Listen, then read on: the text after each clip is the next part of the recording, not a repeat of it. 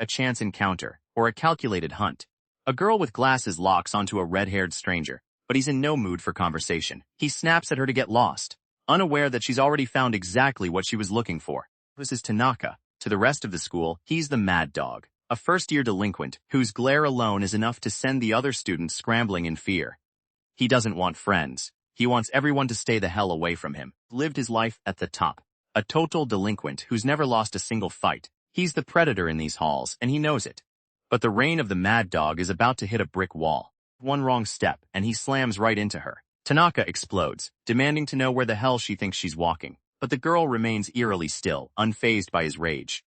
She's nothing more than some gloomy chick. He looks down on her with pure contempt, completely unaware of the storm brewing behind those glasses. He dismisses her as a weakling, barking at her to watch where she's going and get out of his way.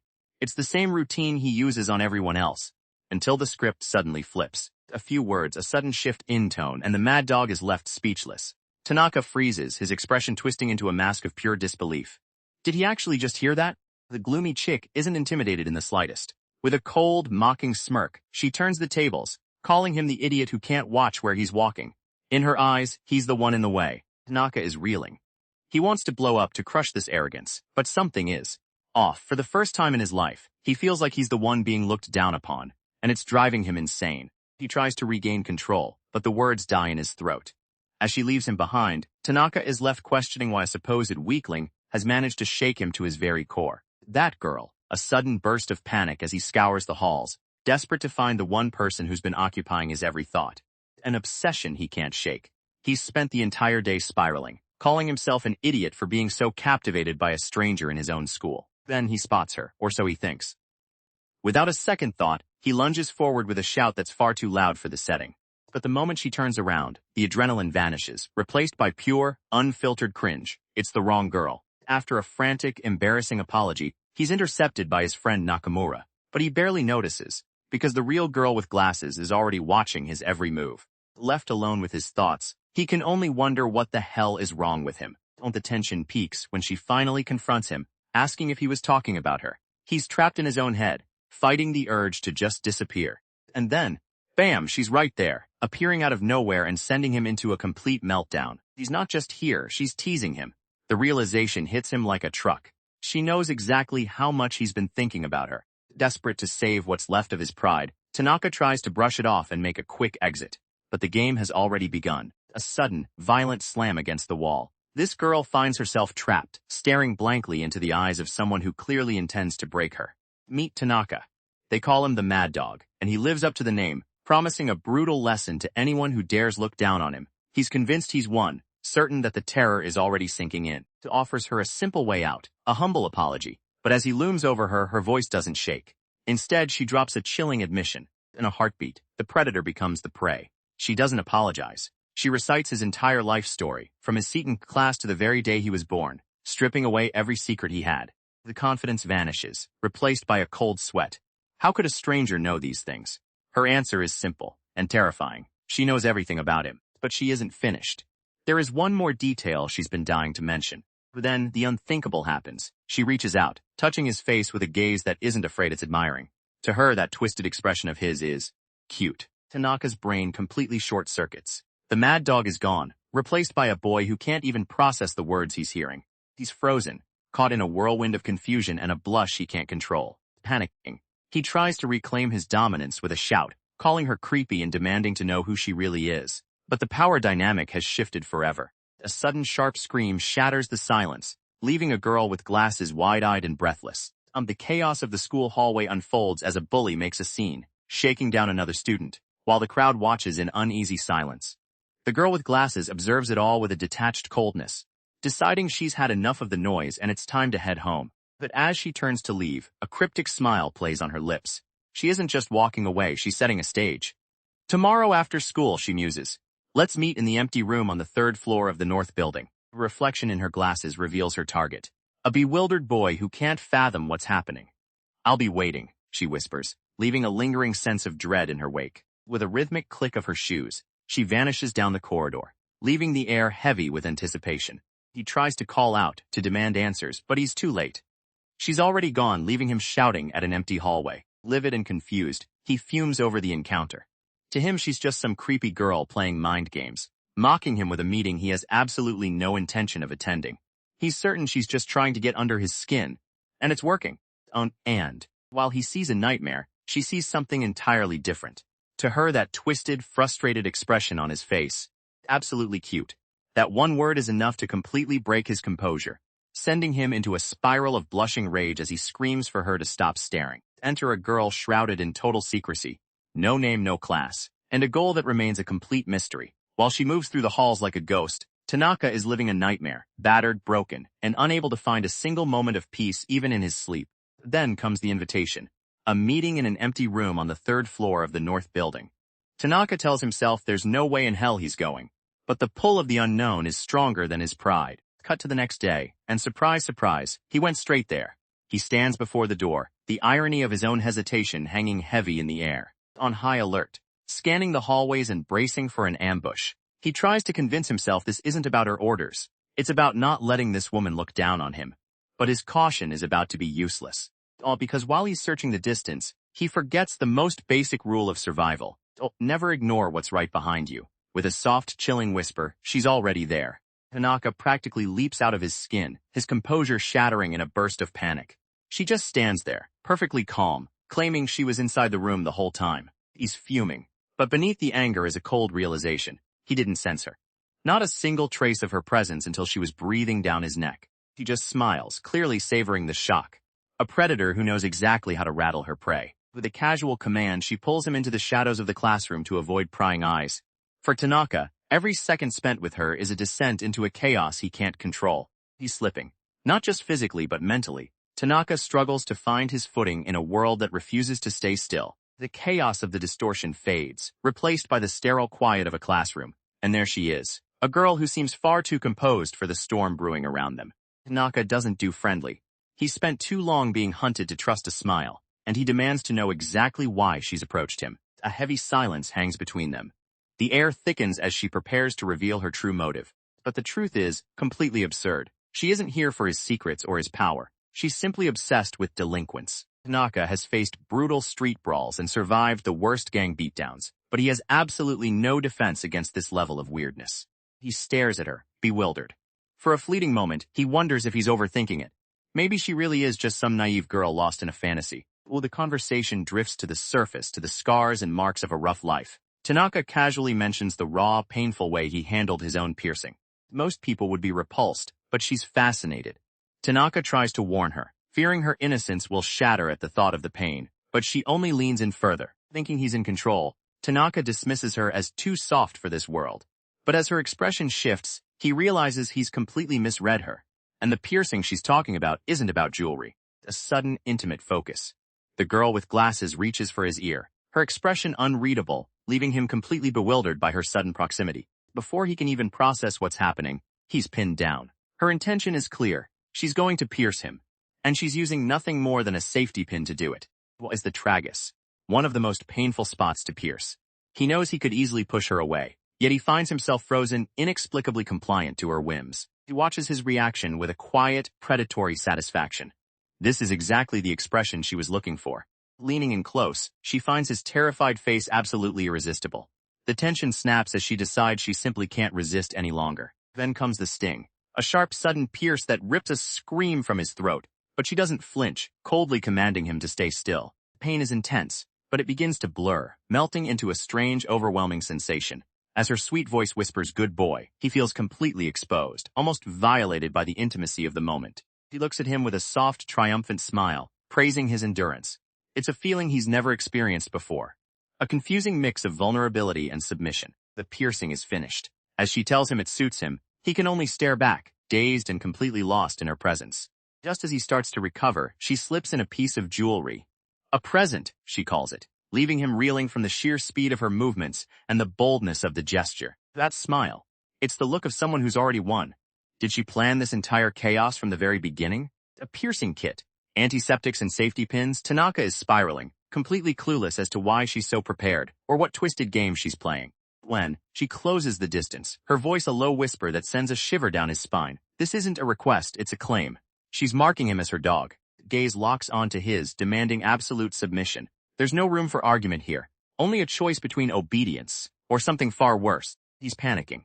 To him, she's completely lost her mind, but the suffocating intensity of her presence leaves him breathless. Unable to take another second of the tension, Tanaka bolts. He needs to get out, to put distance between himself and this madness before he goes crazy too. He storms out with a sharps, leaving her alone in the heavy silence of the classroom.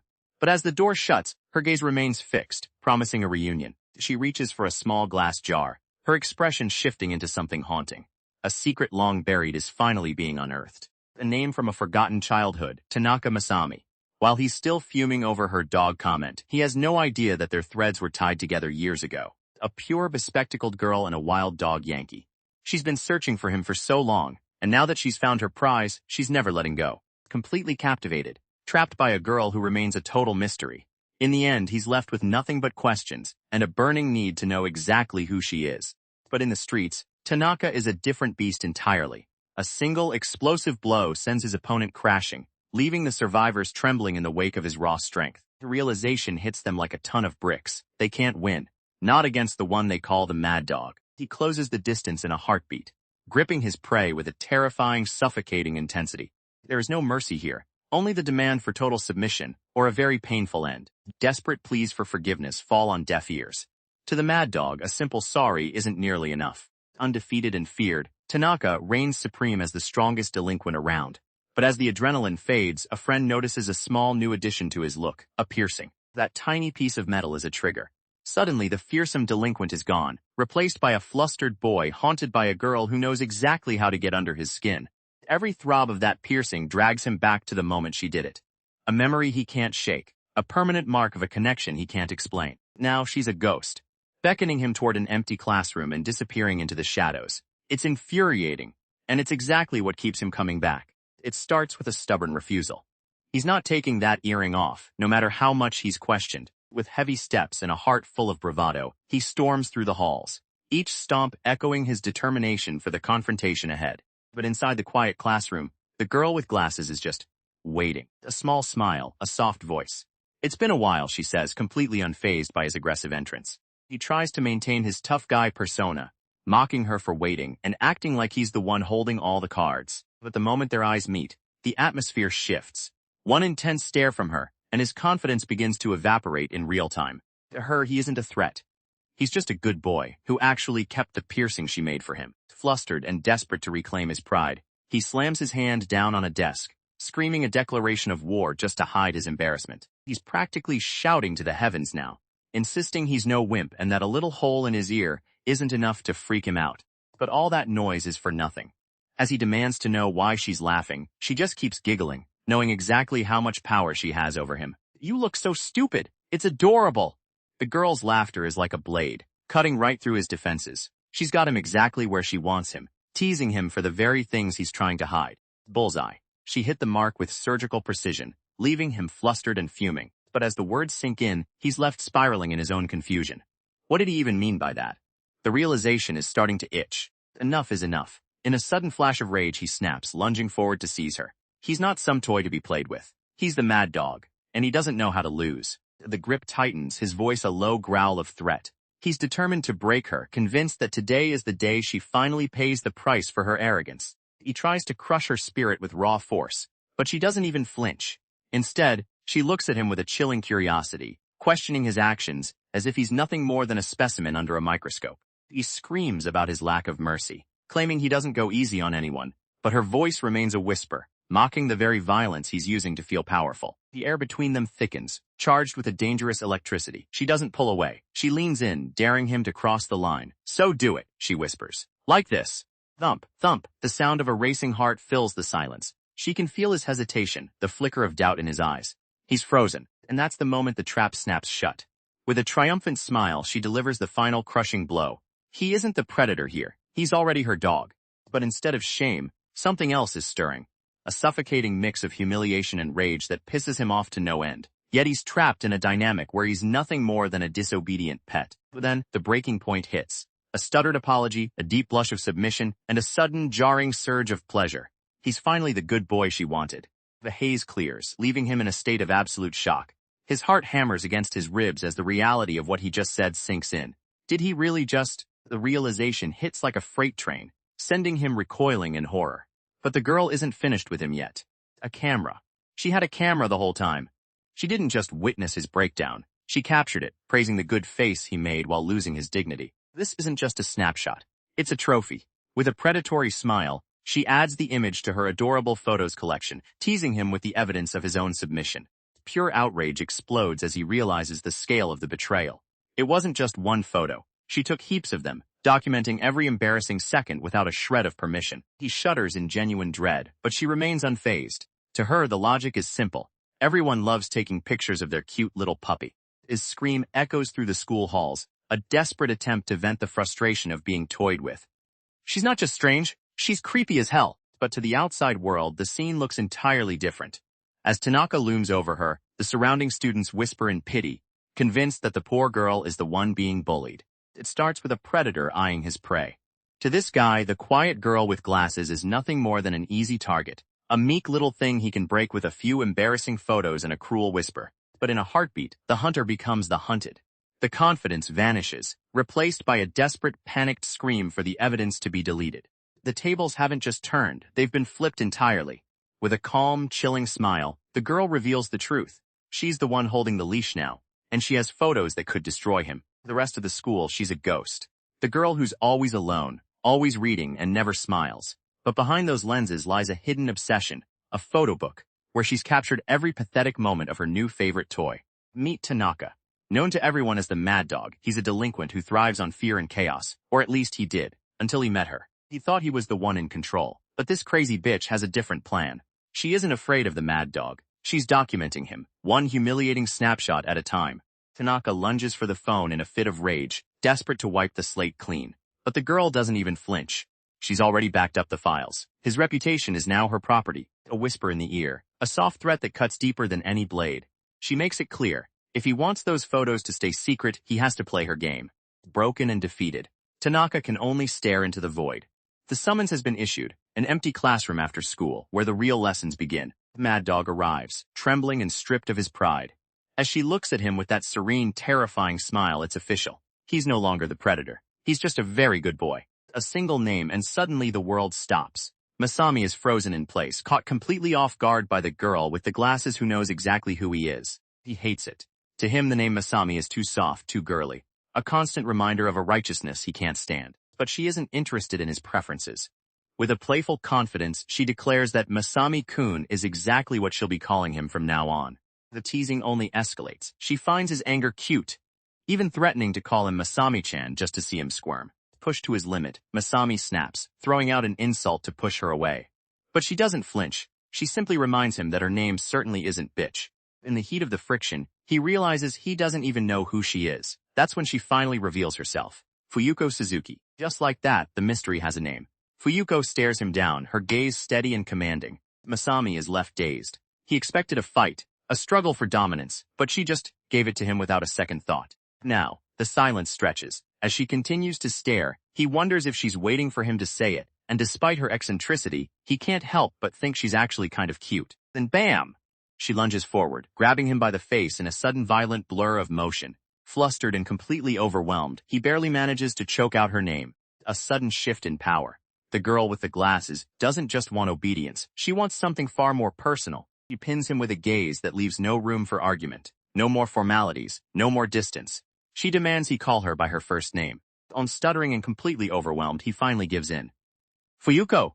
A small victory for her and a total surrender for him. Fuyuko returns home practically floating on air, the melody of her triumph still ringing in her head. Even her sister notices the sudden, suspicious change in mood. The truth comes out. Or at least, her version of it. She's not thinking about a peer, but a little puppy she's been training. And today, that puppy finally learned a new trick. While her sister is left wondering if she's actually talking about a dog, Fuyuko is lost in the memory of his blushing face. To her, he's nothing more than an adorable pet. Meanwhile, Masami is in a world of his own. Fuyuko Suzuki. He repeats the name like a mantra, convinced he's finally made a breakthrough. But reality hits hard.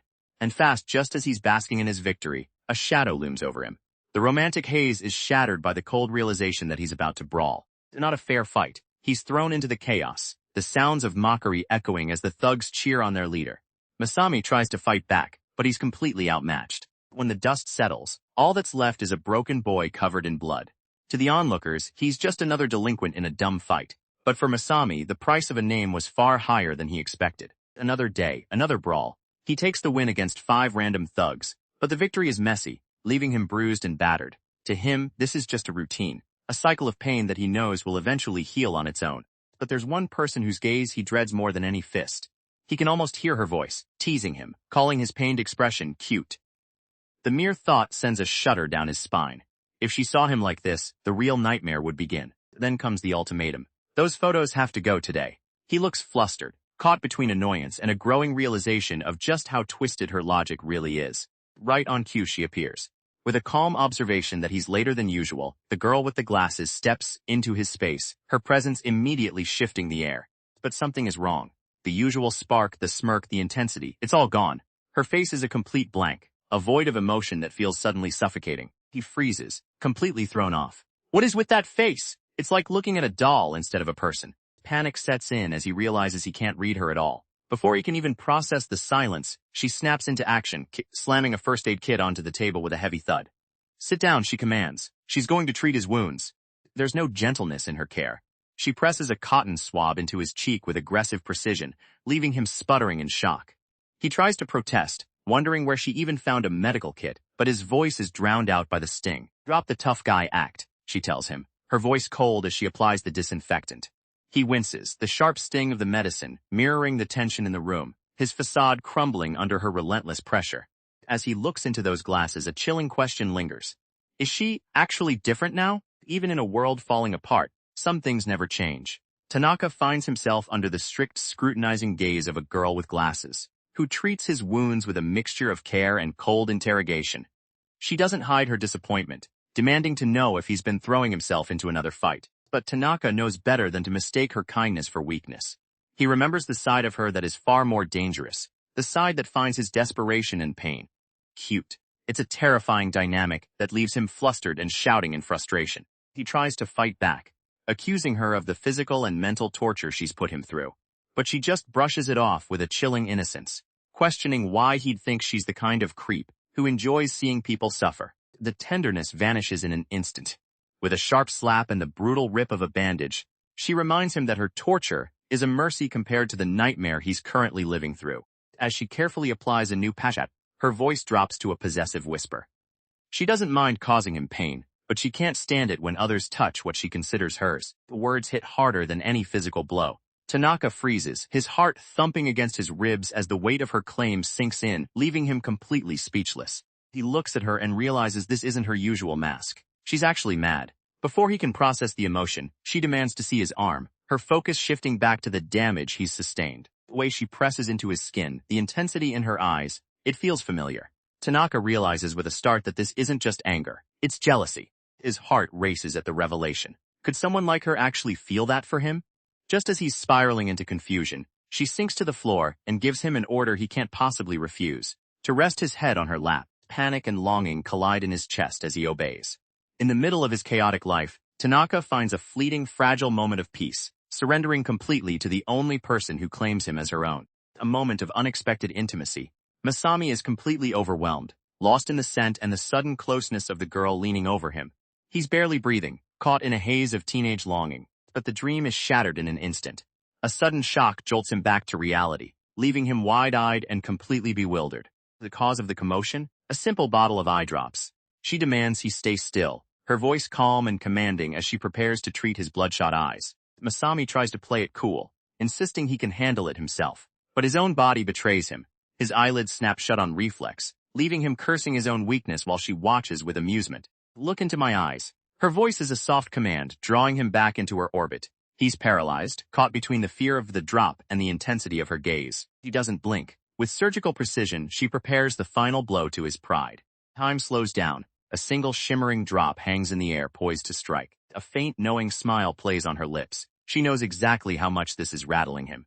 And just like that, the ordeal is over. Masami is left blinking and teary-eyed, completely defeated by a plastic bottle. He explodes in a fit of indignant rage, accusing her of enjoying his suffering. But she just wipes his face with a sigh, reminding him that her name definitely is not bitch.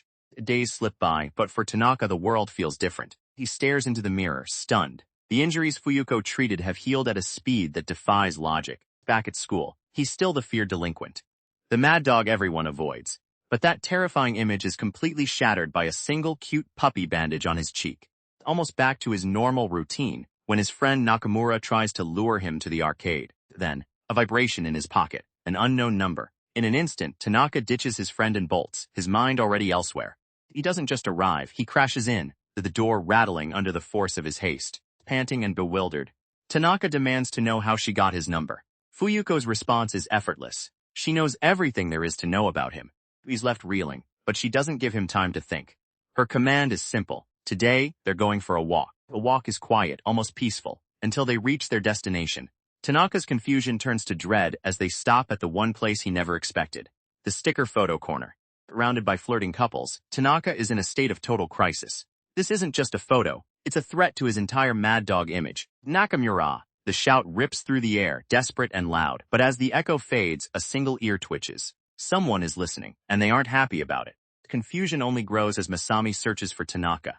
The answers he gets are vague, leaving him stranded in a whirlwind of bewilderment. Suddenly, the world shifts.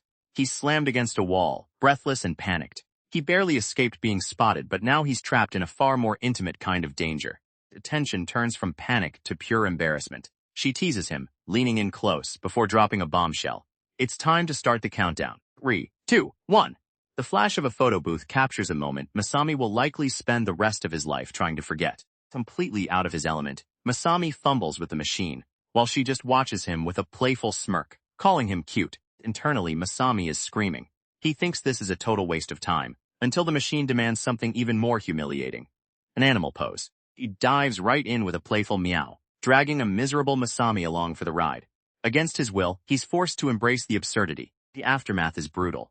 Masami stands there utterly mortified, his soul practically leaving his body, while she finds the whole ordeal absolutely delightful. He finally makes his exit, drained and defeated. He's faced horrors beyond imagining. But this was a different kind of pain entirely. Nakamura! The shout rips through the air, sending a jolt of pure panic through the young man hiding behind the curtain. Nakamura is relentless, convinced his target is just within reach. For the man in hiding, the only question that matters is why the hell he's still searching. Just as the tension peaks, a new presence emerges. A girl with glasses appears out of nowhere, catching him completely off guard. She isn't here to rescue him. She's here to play. With a mischievous grin, she demands one last freestyle photo, using the threat of Nakamura's discovery as the perfect leverage. She pulls him close, her voice a dangerous whisper in his ear. He's trapped, blushing furiously while she admires the cute face he's making in the shadows. The result is a chaotic, sugar-coated memory. Masami-kun looks absolutely mortified, while Fuyuko beams with victory in their shared photo. Evidence is now permanent. Fuyuko holds the printed strips, a trophy of her successful teasing. On the walk home, Masami is a shell of a man, completely drained by the ordeal. He managed to survive the encounter, but at what cost to his dignity? Fuyuko breaks the silence, offering him a piece of the evidence. Here, Masami-kun recoils in horror, desperate to erase the memory. But Fuyuko isn't letting him off that easy. There's one photo for each of them, and he's taking his. A fragment of a life before the nightmare.